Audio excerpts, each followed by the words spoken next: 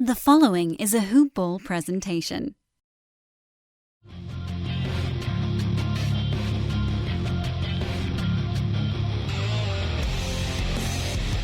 Welcome to the Fantasy NBA Today podcast. No, the NBA doesn't take too many days off, does it? Goodness gracious. I'm telling you guys, this is crazy. Every time we turn around, somebody's got beef. Somebody's doing something absurd, stupid, silly, whatever you want to call it. It does keep our lives interesting, though. So I really shouldn't complain. In fact, I'm kind of excited about the whole thing. Jimmy Butler, that's the news coming out, and it happened. News broke like 20 minutes after we dropped yesterday's podcast, or I would have been able to talk about it right then. But it actually works out okay for us here, because coming up in just a few minutes here on today's show, we had a chance to talk to Eric Goldman of CanisHoopus's, a Minnesota sports website. They cover the Timberwolves, among other Minnesota sports. And he had a little bit more insight on what's been going down in Minnesota with the Timberwolves, how it ended up getting to this point.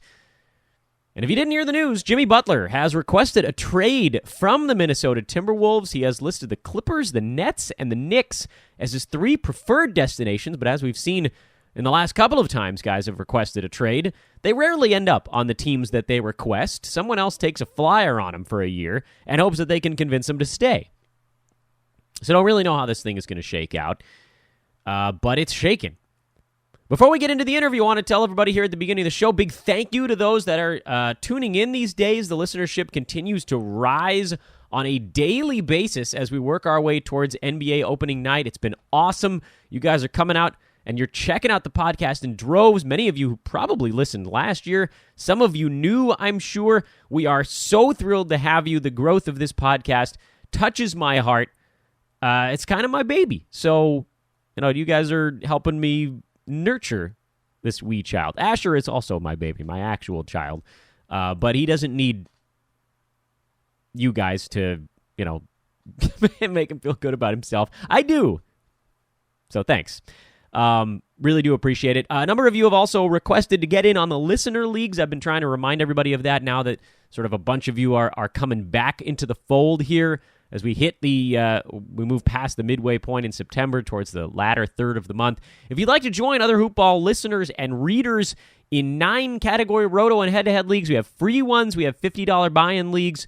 You can do so in two different ways. There is a Hoopball Leagues thread in the Hoopball forums. You go to hoop-ball.com, click on the forums tab, and just post in there, and Neil will get you hooked up. You can also just send a tweet to me, at Dan Besbris, or at Ball with Neil, and we'll make sure to get you into one of those leagues. He is Ball with Neil. It's Neil, the spelling on Neil. Ball and with are spelled exactly the way that you'd expect. So if you want to get in those leagues, let us know. We'd love to get you placed. We've got 120, 130 people in these things. We've got like 9 leagues going right now, and we'd be happy to open up more. So just come on down and check them out. Of course, we've got the Hoopball Draft Guide. There is a coupon every single day, and we've got one later on in this show that'll get you $3 off the Hoopball Draft Guide as well. It's also, today's the 20th, September 20th, which means the B150 Ultra Early Release, the special early B150. This is not the regular B150. This is not the one that you will get on October the 1st. There are always changes happening as news breaks. But for those of you who have a draft over the next 10 days, you can get the early B150. That's out right now. If you have the draft guide already, just wait 10 days and you'll get the B150 in the draft guide. If you have the draft guide and you cannot wait the 10 days, I think it's $9.99. You can get the ultra early release. Basically, though, it's for those of you who have a draft between today and October 1st, and you just have to have the B150 ahead of time. You can follow at Hoopball Tweets and at Hoopball Fantasy for more information on those. I already told you can follow me at Dan Besbris. I don't want to waste a ton of time here at the beginning of the show. I know that you guys get on me when I blow a bunch of minutes here before we get into the action. So, let's get into the action.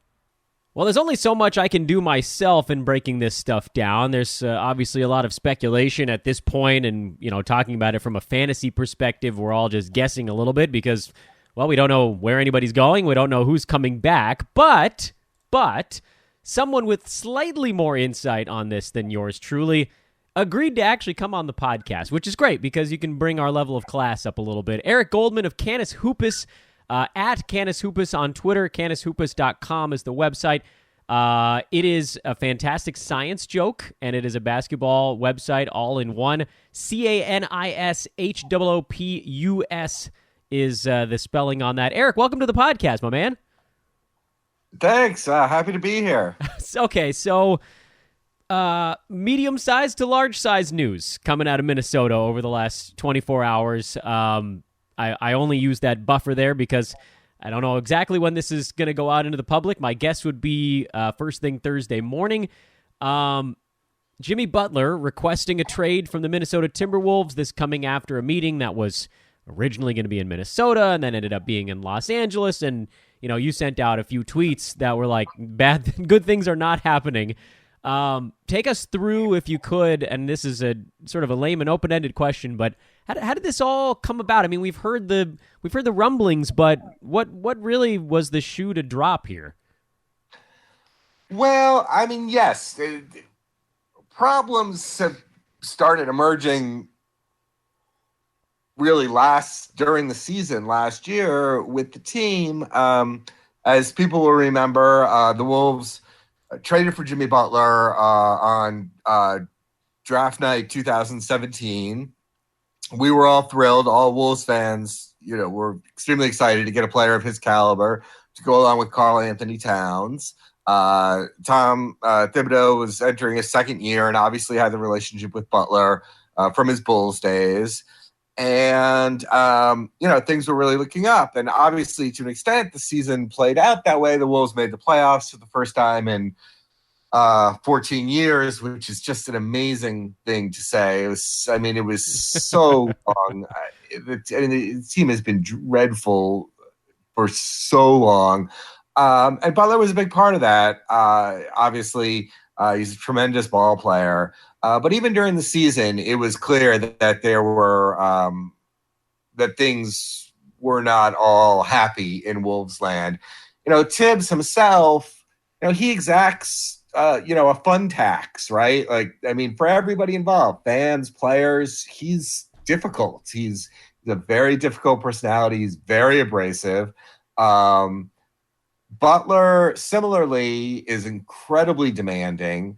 And it was clear through the season that there were at least times when he rubbed some of the young players, particularly Towns and Andrew Wiggins, the wrong way. And there were always questions about how those relationships would play out. Something happened. I've heard speculation, but won't comment on it because I don't know for sure that something specifically personal happened between Butler and Towns late in the season. And I think ultimately the Wolves failed to deal with what were obvious communication problems throughout the organization all summer. And now it's a week before training camp, and here we are, right? This news breaks. Crazy. Butler's asking for a trade. And I think a large part of it is I think there are several things. Obviously, if he was more enamored of the attitude and play of his teammates, this might not be happening. But I think a big part of it also is that he wants to be like other stars. He wants to be a part of building his own team of teaming up with some other stars that he likes.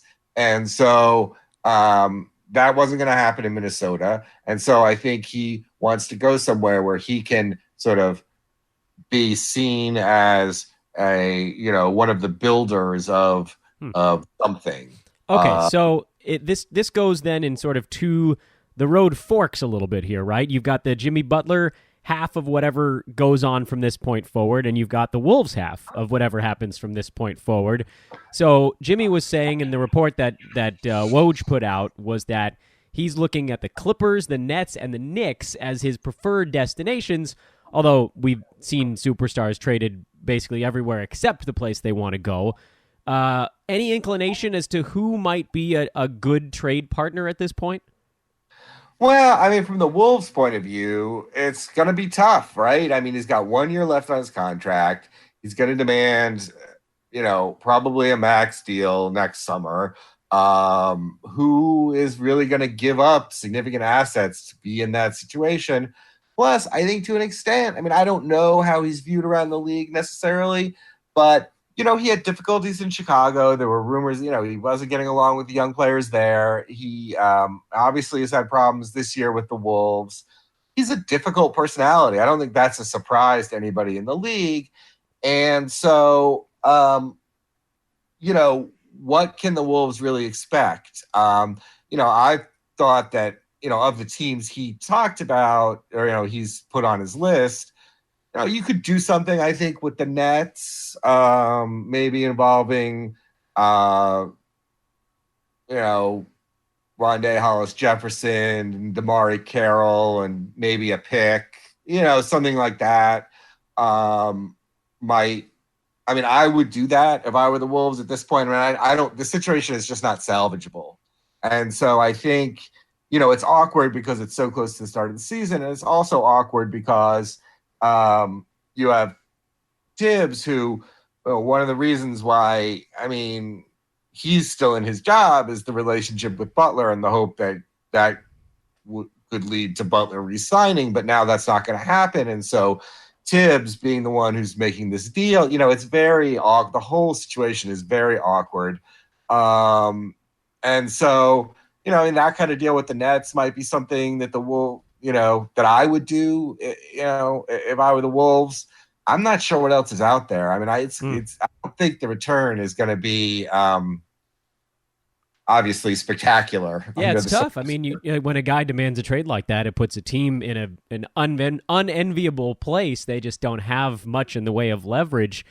And then, I guess I didn't think about it from the Tibbs perspective of, this is like one of the cards that he had left in his hand, and that being sent away. Does that, in addition to other stuff, I guess, since we've all seen over the years the toll that he's put on players and the injuries and the big minutes totals and stuff like that, is he really truly on the hot seat now? It sure sounds like it. I think he is. Yeah, I think that, and I was wrong about this. I thought it was a great hire. I was a little nervous about giving one guy control over both, being the head coach and the president, the main personnel guy. But I thought it was worthwhile. The Wolves had been irrelevant for, more than a decade. Tibbs had this, huge success in Chicago. And it turns out I was wrong. He is, the negatives far outweigh the positives. The owner, I think, has never warmed up to him. He's tough to warm up to. He just is a very difficult personality. And, if you're making conference finals, maybe you live with that. But, they're not making conference finals. And so it's tough. I do think he's on the hot seat. I think Glenn Taylor, the owner, is has never been comfortable with this really since soon after the hire. I think he contemplated making changes at the end of this season. The fact that they squeaked into the playoffs probably held him off. Of course, Tibbs has a huge contract as well, so buying him out is an expensive proposition. But so I think he absolutely now is on the hot seat, and I'm just not sure how this plays out. It's again, if we were talking about this going on in April or May, right after the season, then some different things could happen. But they're not going to hire a new coach next week. So he's not. I don't think Tibbs is going right now. But on the other hand, there does have this feeling of lame duck about him now under the circumstances. And I don't know how this plays out. Talking to Eric Goldman of CanisHoopus, CanisHoopus.com, and at CanisHoopus on Twitter. Okay, so then, what we've seen in the past in terms of these superstar guys that demand trades, very rarely a team gets back, and you said it already, just, in terms of what they can expect to return, very rarely, we'll just set it up with this, very rarely does the trading team of the superstar get a guy back of that same caliber. It just doesn't happen very often. The closest thing you could come up with is probably the fact that Toronto had to send out DeMar DeRozan, who's obviously no Kawhi Leonard, but, he's not a package of picks. He's a legitimate guy. Is there anyone that could come back to the Wolves that would have even close to as big a role on the team as Butler did this last year?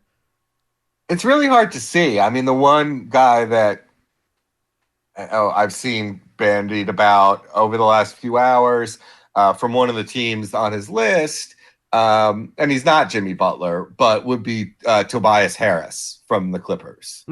I have no idea if the Clippers would be interested in that. Tobias Harris, also a free agent next summer, also has 1 year left on his deal. But he would probably fill, not exactly the same role, obviously, but would be a guy who took on a significant usage like Butler did. So, he's the one guy that comes to mind that might meet that criteria that you suggested. So then of the remaining players on the team, obviously the big name guys, Karl-Anthony Towns, Andrew Wiggins, you could even potentially lump Jeff Teague into that discussion as a guy who does have sort of at least a semi-featuring role on the team. I liked the addition, by the way, of Anthony Tolliver. I thought that was a good deal for the offseason, but it seems to me that, and then kind of veering away from the reality perspective and now looking a little bit more at the fantasy side, this is probably good news for the fantasy value of guys like Towns and Teague and Wiggins, just because they're going to have to do a little bit more. But to me, even if Tobias Harris comes through, it's tough to match sort of the personality that Jimmy Butler had on the team, which was at times he became the man, right? They sort of went as Jimmy went, and if he's gone, it's going to have to be one of the other guys, right? Yeah, I think, one of the things we saw that happened last year was, both Wiggins and Towns sort of lost shots. And it was hard to complain because the Wolves' offense was fourth in the league. It all, to an extent, at that end, worked out okay. But I think you will probably see Wiggins' usage go back up to the pre-Butler levels. You'll see Towns, hopefully, because he's the most efficient guy on the team by far, get more touches and shots. And they're just not going to bring in somebody who's going to replace all of Butler's not only talents, but also just the personality, the ball. Other guys. He really, especially after the first few weeks of the season, which is sort of a feeling out process for him, he started taking over, and it worked a lot. There were some good things about it, but they're not going to have, if they trade him, which, by the way, I wouldn't set in stone. It's going to be tough to get a deal done before the season starts, and I would not be surprised if he's still on the team when the season starts. So we'll see. But sure, if he's gone, I think it's good news for, I don't play fantasy, but, to the extent that I know anything about it, Wiggins, Towns probably get more touches, more shots, score more, all of those things. Okay, so back now to the reality side of things. Question number one on the reality side, does this now make it easier to retain Karl-Anthony Towns going forward, or sort of minimal impact as long as whatever other stuff is going on is still happening? Is this, you think, a positive or negative or neither? Oh, I think it's a positive. I think clearly, look, Towns has a max extension offer. He's going to sign it. Nobody doesn't sign these, right? Coming off your rookie deal, it would be unprecedented. But I do think that a big part of the hesitation in him getting him to sign it up till now has been this thing with Butler. Now, if Butler goes, I think certainly, and even if Butler is, it's clear Butler is gonna go, I think that makes it easier to get Towns' signature on the contract. I mean, I think their fraught relationship was a big issue for Towns, and I think he wanted some clarity on, hey, who's more important here. I mean, I don't think he would phrase it that way. I think if their relationship had been good, I don't think he would have cared about that, but the relationship isn't good. And so I think he wanted some assurance that, look, he's the priority going forward. And he actually wanted to meet earlier in the summer and got ignored, which I think was, a tactical mistake by everybody in the organization. And so, I think he's probably irritated by that too. But I think ultimately, with Butler headed out the door, it makes it easier to get Towns to sign that extension. Eric, is anybody ever going to play with a teammate they don't like ever again? Yeah. That's crazy. I mean, I can think of, 15 years ago even, and I'm not trying to do like the old man routine here, but like sometimes guys just have to figure out a way. But anyway, okay, so the Wolves won 47 games last year. It was they were on pace for more than that before the Butler injury. After Jimmy went down, they were pretty close to a 500 team from that point on. Is there a way for them to improve upon this sort of Butlerless pace that they put together last season? I mean, I think there is. I mean, look, a lot. If you did, it really depends on how they work their rotation going forward. I mean, part of it is who do they get back for Butler? Is it somebody who you can at least plug in and is a reasonable starter of some quality? I mean, again, like I'm thinking Damari Carroll, somebody like that. I mean, if so, then I think there is a path forward, and it involves, the continued evolution of Towns. But I think quietly, sort of one of the things that that held the Wolves back last season, that was a big detriment for them. And if you look at if you look at any subset of numbers, you see this right away. Jamal Crawford absolutely killed them, and he was terrible. And that it's hard to see if you don't look at the numbers, but any combination that he was a part of was just disastrous defensively. And without him on the floor, the problem that the Wolves had last season was that their defense wasn't very good. But a big part of this was, but when Jamal Crawford wasn't on their floor, their defense wasn't actually bad. It was okay. But he's gone now. So I actually think in some ways, even before all of this nonsense, that part of the path forward was, hey, we're not going to be playing Jamal Crawford 1,500 minutes this year. That's harsh. And Jamal was great in a lot of ways. A great locker room guy, super nice guy, incredible professional. But he just killed them when he was on the floor. I mean, there is no other way.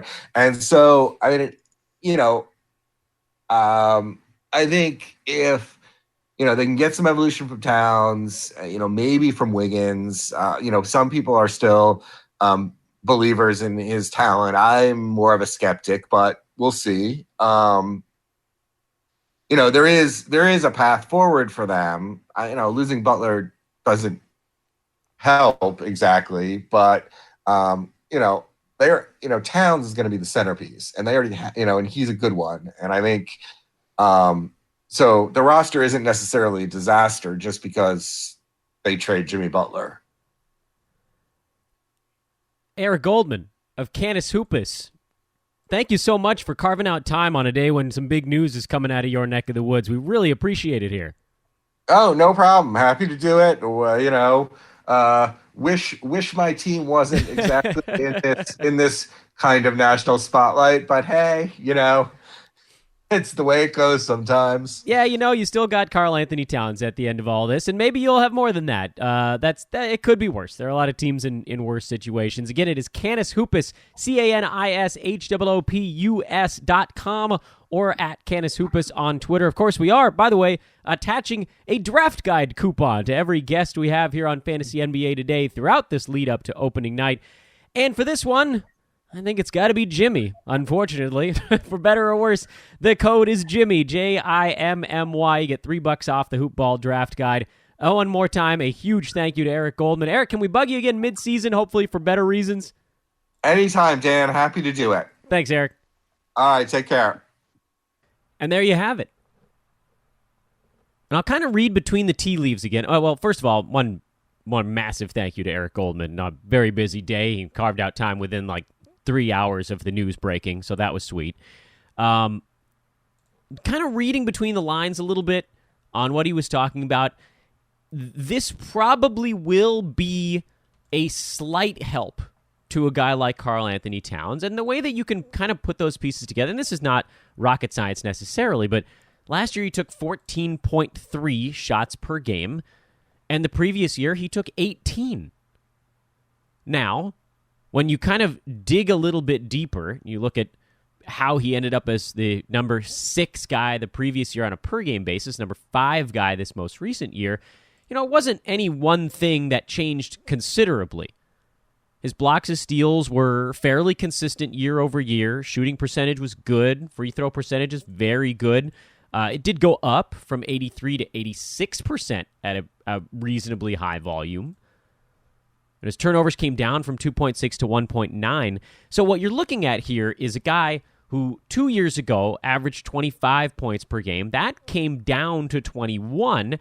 Basically, everything else stayed about the same, but free throw percentage went way up and turnovers went down, and it ended up kind of counterbalancing each other. So his overall value didn't change all that much. The question here is, and obviously this is contingent a little bit on who comes back in the trade, which is what Eric was talking about. If it's somebody with a kind of an NBA track record like a Tobias Harris or someone of that ilk from another team, yeah, they will require some shots. Butler took 15.6 shots per game. I don't think whoever comes in is going to quite match that number, even if it's someone like Tobias Harris. I think you're looking more at maybe 13.5 shots per game, maybe closer to what Cat took, which was 14. So that still leaves a shot or two or more. We could even say possibly more. I mean, that's a good player. You're talking about taking 14 or 15 shots. If they get a smattering of sort of mishmash guys, they're not going to take as many shots as Butler took last year. But there's still Jeff Teague. There's the addition of Anthony Tolliver. There's still Taj Gibson. They still, believe it or not, Gorgie Jang is actually a living being on that team. They have Derrick Rose. He's going to be out there just firing away, finger roll, as my 2-year-old son likes to yell. So, I don't know that the shots are going to come back to 18. I don't think that those are there. There are other pieces that have been added. Yes, Zach LaVine did go out, and Jeff Teague came in with Jimmy Butler. So, it was sort of like a double whammy in that respect. But it's probably not going up 4 shots a game. But if it went up 2, let's say he gets up to 16 shots, and all the other stuff stays exactly the same. I don't know. Turnovers might come back up a little bit. But you're talking about a guy that's going to make more than half of whatever he adds to his situation. So if you take the exact same Karl-Anthony Towns and you add another 2.2 points to it, then you've got a guy averaging close to 23 and a half, 24 points per game, and it would improve his overall numbers a little bit. Maybe he gets to the foul line a tiny bit more at that awesome 86% clip. But it's not enough to move him all the way up to that absolute topmost. Last year, Anthony Davis all by himself, and then Steph, Kevin Durant, and James Harden on a per-game basis were that second grouping. And then Cat was kind of, believe it or not, a little bit by himself, but he played all 82 games. Is Tibbs going to be gone in the next couple of weeks? I don't know. Is he going to be gone halfway through the year? It's sort of a weird decision to try to make right now. So is someone going to grind Karl-Anthony Towns into a pulp all season long or not? The fact that he's played all 82 games all 3 years to this point is crazy, and I don't know that we can expect that to happen again. So if you're drafting Cat and you're just like, you know what, I'm going to draft him because he's going to play all 82 games. That's a hard thing to hang your hat on. If you're going to draft him because he's the second best center on the board and he's going to be real good, he's going to be a top 5 or 6 guy on a per game basis, almost guaranteed. And if he plays a ton of games, he could play his way into the top 3 by totals. Fine. If that's your logic, I will not argue with you. But suffice it to say, this Jimmy Butler stuff probably helps him a little bit. Not a ton, as a lot of folks might expect, but a little bit. It probably helps Andrew Wiggins more, if whatever you want to call his fantasy game can be helped. He's still going to be a disaster. You know, he's still Andrew Wiggins, but at least, you know, he might be able to get the scoring back up over 20. His three-pointers, he did start to take them last year, you know, a little bit more on the rebounding front, maybe a little bit more on the defensive front. God love it. I hope he doesn't get to the foul line, but he will. He's still not a guy that I'm targeting in any respect. And it probably helps Jeff Teague, believe it or not, because he was the secondary orchestrator on this team as the point guard. And Jeff Teague had the number 56 ranked season last year at 14 points and 7 assists, 1.5 steals per game. You know, you could even see the assist numbers creep up a little bit. Remember what happened when Ricky Rubio was bringing it up every single time? Well, Jimmy Butler did a lot of that last year. He averaged 5 assists per game. That, to me, is the number that's going to get spread around a little bit more, because whoever they bring in, they might be a scorer, but I doubt they're going to bring in someone who's a playmaker the way that Butler is. I doubt that they'll be able to find someone who's that level of playmaker. So that is going to fall more on Wiggins and Teague and even Towns a little bit. And you could expect perhaps a tiny bit of a bump in assists, probably kind of staggered. Teague because he's the point guard. Then maybe Wiggins, and we'll see who would potentially come back. Or you might see this thing drag on a little bit. Maybe Jimmy Butler is there and everybody just hates one another for weeks. Outstanding. Could this be a bad thing for Jimmy Butler? You know, maybe he plays a couple fewer minutes. But remember, his healthiest season in the last, basically since his rookie year, was under Fred Hoiberg. Was the one non-Thibodeau year in his career. I believe there was one. Right? One season. We'll double check on that. Almost positive there was one Hoiberg year blended in there, and he was mostly healthy that year, at least compared to some of the other ones. So maybe it could end up being a good thing. Maybe his per game comes down from 11 to 14 or 15, but maybe he plays in 73 games instead of 59. That's a good trade-off.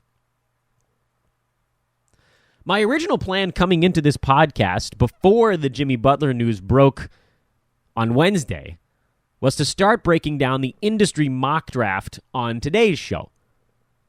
But because of the Jimmy Butler news, if we tried to do that, the interview, the fantasy ramifications of a Butler trade, and get started on the industry mock, well, this show would be 90 minutes long, and so I don't think that we really have the time to go through that. So what I am going to do is let you guys know what's coming up over the next little bit. We're going to do a little bit more on the Butler thing because there are places where he could end up.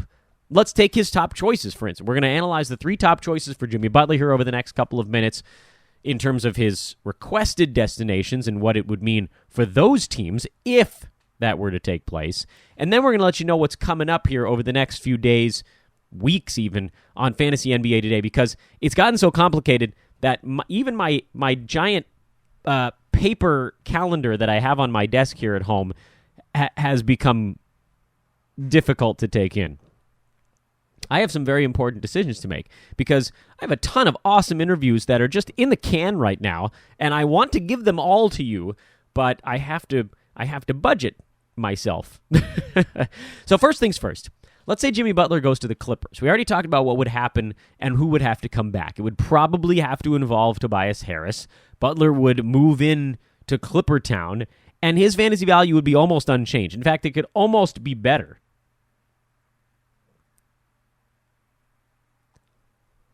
I mean, it's like, what more could he do? I know, but there aren't too many other options out there.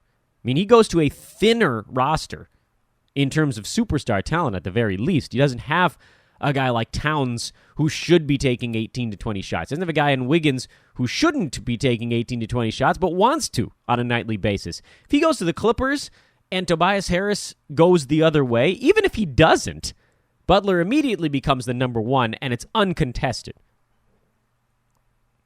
Patrick Beverley is the only other personality on that team that might tell him to back the bleep down, but he's not out there to take a bunch of shots anyway. So I think that would actually be a good thing for Butler. I think he would probably be healthier under Doc Rivers, and I think he could have a first-round season. I honestly don't know how the trades shake out. I admit, contractually, that type of stuff confuses me. So it's probably easier for us to just assume that, let's say he goes to one of his three destinations and he lands on a team unchanged, which is impossible. Something would have to change.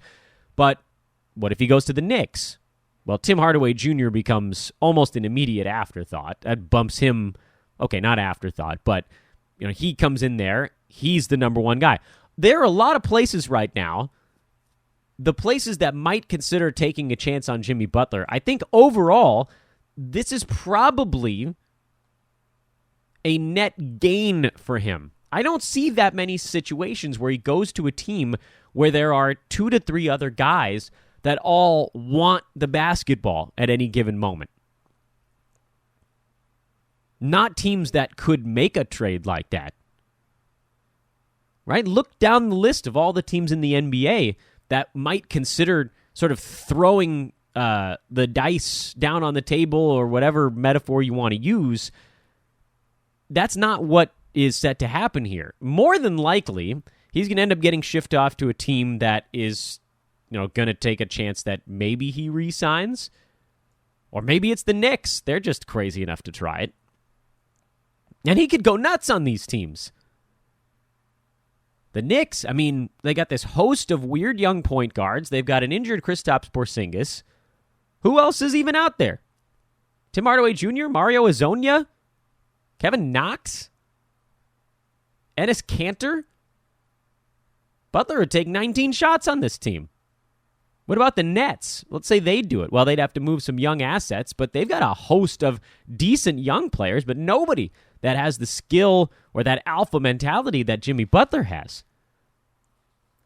There are very few places in the NBA where he could get moved where his fantasy value would see a significant tick down, unless he goes to a place where someone's like, no, I'm just not going to play you more than 33 minutes a game. Good luck keeping him on the bench for 15 minutes a night. Good luck. Like Toronto, I've heard them as a team that might consider this. I doubt they will, but if he goes to Toronto and they don't have to move Kawhi or Kyle Lowry, okay, then he ends up as potentially in that 1 out of 3 mix like he is in Minnesota. What other teams would even consider a move like this? Boston? No way. They're not going to try to do it. Houston? I don't think they have the assets to do it. I'm just trying to come up with teams that have 2 other really good, high-volume sort of guys on them. The Lakers, he doesn't seem to want to go play under LeBron's massive shadow. Clearly be the number 2 there. Not going to the Warriors, guys. That ain't happening. Denver? I don't see any reason why they would blow their thing up. San Antonio, well, they just made one trade, but they had to get rid of somebody. I don't think they're bringing in someone who's already causing trouble. Washington? That's a team where he'd have to compete with guys. So there are only a handful, to me, where Jimmy Butler would not go in and immediately be the man. So I wouldn't be panicking. I don't think that I'd be dropping him a significant amount in my pre-rankings here. I mean, you'd have to be a little bit cautious with him, but if he comes to you near the turn or early in the second round, I do think you still kind of have to grab him there, even though oftentimes he's going later than that. This might scare some people away. If we hear word, by the way, over the next, it's the 20th today, so 27th, 4th, 11th. If we have word by the 4th or the 11th that he's considering holdout if he doesn't get traded, then you start to demote him, because then you're taking actual numbers away from his game. But if he's like, you know what, I'm going to play, and he goes at 80%. He's still, that's still a top 30 guy, Jimmy Butler at 80%. Maybe he gives it all. I don't know. And if he gets moved, gravy. Very few places where he's not inside the top 20 on a per-game basis. And if he goes to one of these spots that he's requested, or a team where he can just go bananas for 35 minutes a night, he could easily be inside the top 10 in a spot like that. Easily. He's basically right there as it is. If you leave his percentages unchanged, and he goes back to taking like Harden-level free throws, he's not a high turnover guy. He's very good with the basketball. Massive steals numbers. What if he's a 25, 26 point per game guy with 9 free throws a game? He doesn't have to change much to go from number 11 to number 7, basically. There's not a huge jump there. He was basically tied with Oladipo.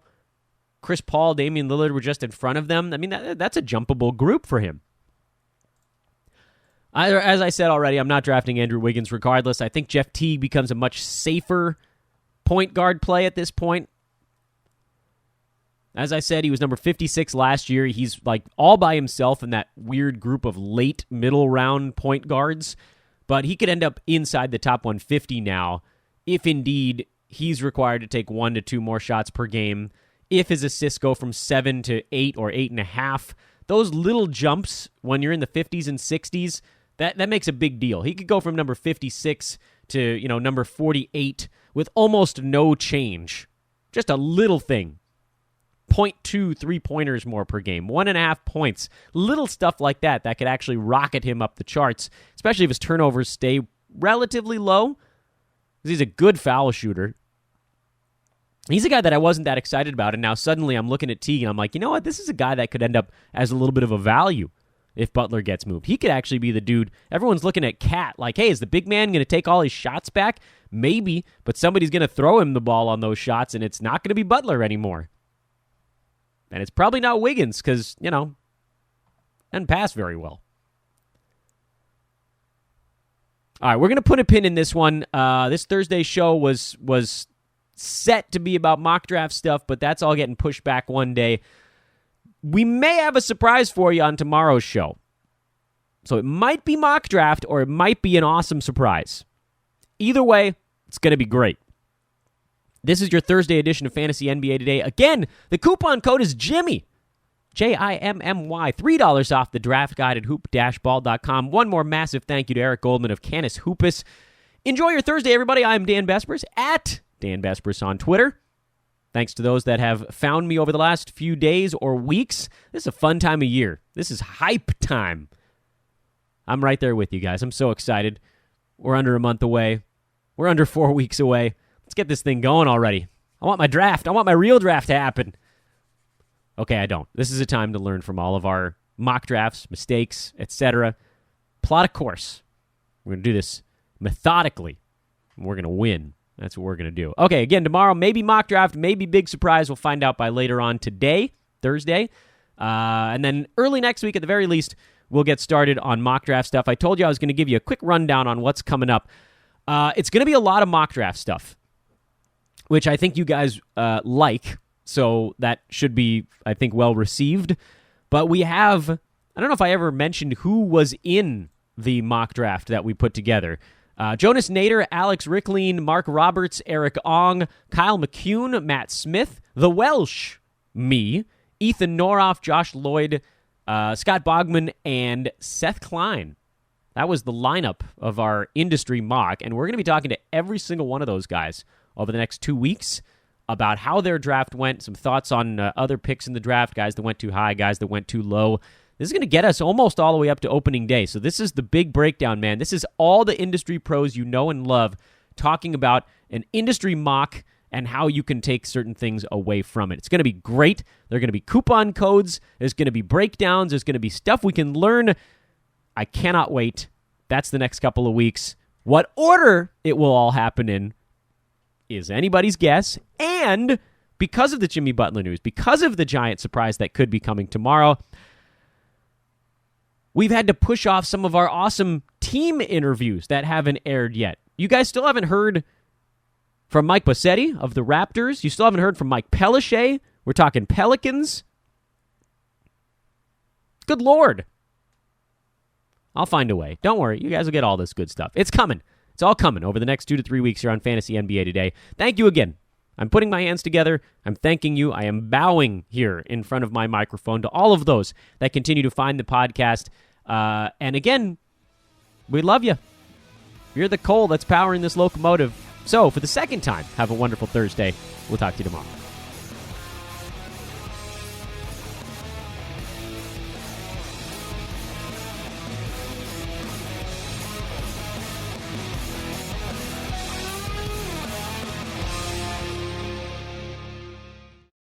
This has been a Hoop Ball presentation.